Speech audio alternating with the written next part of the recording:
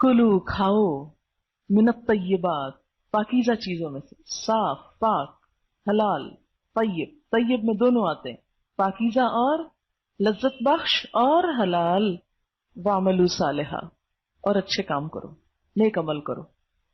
لازم و ملزوم ہیں یہ دونوں چیزیں۔ جب تک کھانا پاک نہیں ہوگا، کھانا صاف نہیں ہوگا، حلال نہیں ہوگا، عبادت نہیں ہو سکے گی۔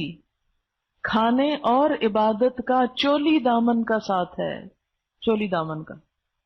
حرام رزق کھانے کے بعد دل کا نور چلا جاتا ہے، عبادت کی لذت ختم ہو جاتی، عبادت سے دل گھبرانے لگتا ہے۔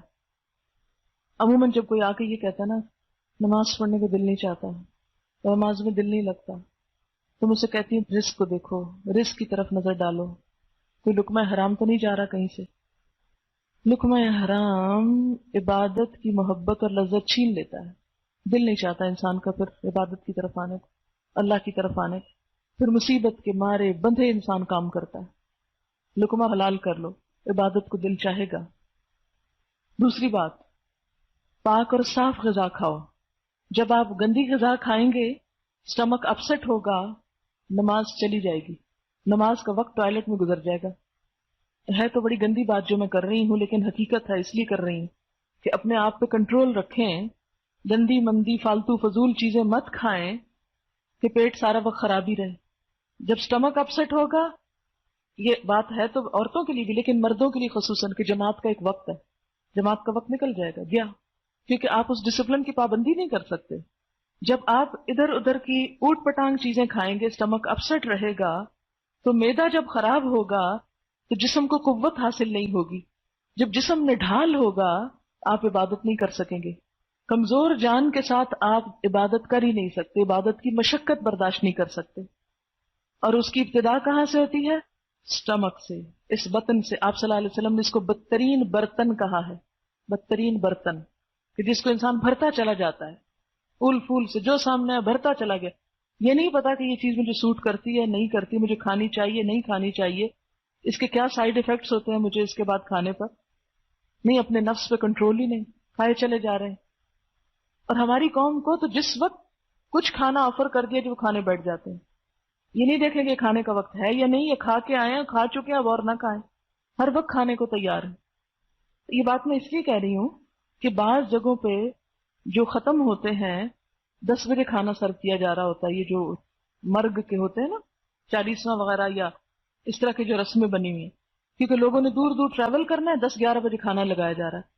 ابھی آپ ناشتہ ہی کر کے بیٹھے کہ جیسے کھانا کھلایا جائے، اور سب بیٹھ کے کھا رہے تھے، کوئی بھی انکار نہیں کرتا کہ میں نہیں کھا سکتا اس وقت۔ تو ہماری جو غذائی عادتوں کی خرابی ہے یہ ہماری عبادت پر اثر انداز ہوتی ہے۔ معدے سے ہی رگیں سارے جسم میں جاتی ہیں، وہیں سے غذا برآمد ہوتی ہے نا ہر طرف، تو جب وہاں خرابی ہے تو وہاں سے اگر فوڈ پوائزننگ ہوگی یا مثلا یا اور کسی بھی طرح سے سٹمک اوپر نیچے ہے تو غذا جذب نہیں ہو رہی آپ کی آنتوں میں، وہ ویسے کا ویسا ویسٹ ہو رہا ہے۔ اب وہ جب ویسٹ ہو رہا ہے، اب آپ لڑھک رہے ہیں، مر رہے ہیں، پڑ رہے ہیں، جان ہی نہیں جسم میں، کیسے اٹھیں کیسے کام کریں، کھڑے ہو کے نماز نہیں پڑھے، ٹانگیں کانپ رہی ہیں ہماری۔ کبھی سوچا یہ شروع کہاں سے ہوا، کیوں ہوا؟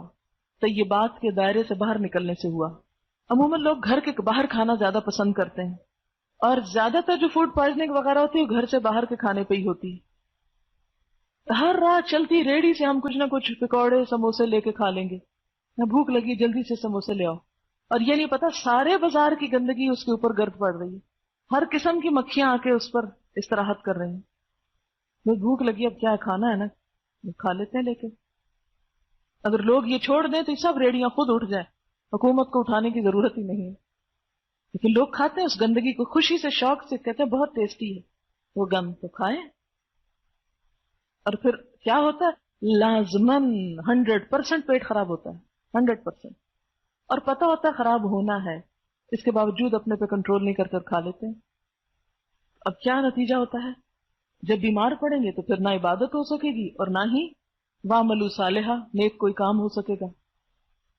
پھر اسی طرح بہت کھٹی، بہت میٹھی، بہت اس طرح کی چیزیں جو صحت کے لیے نقصان دہ ہیں، ان سے بھی پرہیز کرنے کی ضرورت ہے۔ جب آپ کو پتا ہے کہ کھٹا کھانے سے گلا خراب ہوگا تو نہ کھائیں۔ اور اسی طرح اگر وقت کی پابندی آپ نہیں کریں گے کھانے میں تو بھی آپ کبھی صحت مند نہیں ہو سکتے. کھانے کا وقت مقرر کریں. یہ جو روزے رکھوائے جاتے ہیں نا ان سے، یہ 1 مہینہ پوری پریکٹس ہے اس بات کی کہ ٹائم کی پابندی کریں. اور اس میں کیا ہے کہ صبح کی سحری اور رات کا کھانا. اور اہل جنت کی غذا بھی کیا ہے؟ وَلَهُمْ فِيهَا رِزْقُهُمْ بُكْرَةً وَعَشِيًّا. اور میں یہ نصیحت اس لیے آپ کو کر رہی ہوں کہ میں خود اس پر عمل کر رہی ہوں، ورنہ آپ کو نہ کر سکتی. لیکن تھوڑے سے ٹپ یہ بتا دیتی ہوں کہ جب کھانے لگے تو صرف اس وقت کھائیں جب بھوک لگی ہو، اور چھوڑ دیں ابھی بھوک باقی ہے، چھوڑ دیں، روک لیں ہاتھ. تھوڑی دیر تکلیف ہوگی پھر نارمل ہو جائیں گے. اگر اس نسخے پہ عمل کریں کبھی اسٹمک اپسیٹ نہیں ہوگا. اگر باہر سے فاسٹ فوڈ کھانا چھوڑ دیں اسٹمک اپسیٹ نہیں ہوگا. اسٹمک اپسیٹ نہیں ہوگا تو آپ قوت میں رہیں گے. قوت میں رہیں گے تو ہر نماز وقت پہ پڑھیں گے. اور پھر آپ کراؤڈ میں بھی ہو تو دیر تک وضو برقرار رہتا ہے، ضرورت نہیں پڑتی وضو کرنے کی بار بار.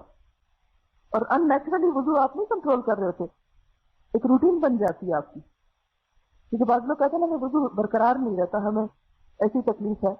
ٹھیک ہے، بعض لیکوریا وغیرہ وہ کچھ اور بیماریاں خواتین کی ایسی ہو سکتی ہیں، کچھ اور ہارمونل چینج یا فوڈ کی وجہ سے. لیکن وضو اس لیے باقی رہتا ہے کہ آپ ایک روٹین کے مطابق چل رہے ہیں. اسٹمک اپسیٹ نہیں، وضو کیوں ٹوٹے گا آپ کا؟ لیکن جب آپ ہر وقت کچھ کھا رہے ہیں، ہر وقت کچھ لے رہے ہیں، ہر وقت منہ میں ڈال رہے ہیں، ظاہر پورا سسٹم ہر وقت ایکٹیویٹ ہے. یعنی جب ہم منہ میں ایک لقمہ بھی غذا کا ڈال لیتے ہیں نا، اسٹمک کام شروع کر دیتا ہے. اور جب وہ کام شروع کر جاتا ہے تو بھوک بڑھنے لگتی ہے. جب بھوک بڑھتی ہے پھر آپ کچھ اور کھاتے ہیں، کچھ اور کھاتے ہیں، کچھ اور. اور اس کے نتیجے میں کیا ہے؟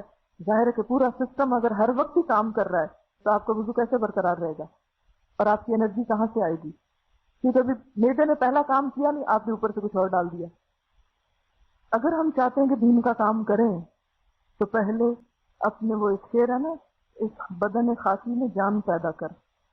جس دل میں ہو حق کے لیے مرنے کی تڑپ پیدا، پہلے وہ اپنے پیکر خاکی میں جان پیدا کرے. مراد اس سے یہ ہے کہ جو شخص حق کے لیے مرنا چاہتا ہے، حق کے لیے سب کچھ قربان کرنا چاہتا ہے، حق کے لیے مرنے کی تڑپ ہے اس کے دل میں کہ میں حق کے لیے کچھ خدمت کر جاؤں حق کی، وہ کیا کرے؟ پہلے اپنے پیکر خاکی اس مٹی کے جسم میں جان پیدا کرے، یعنی قوت پیدا کرے. اور وہ قوت کہاں سے آئے گی؟ کلوا من الطیبات، پاکیزہ چیزیں کھانے سے.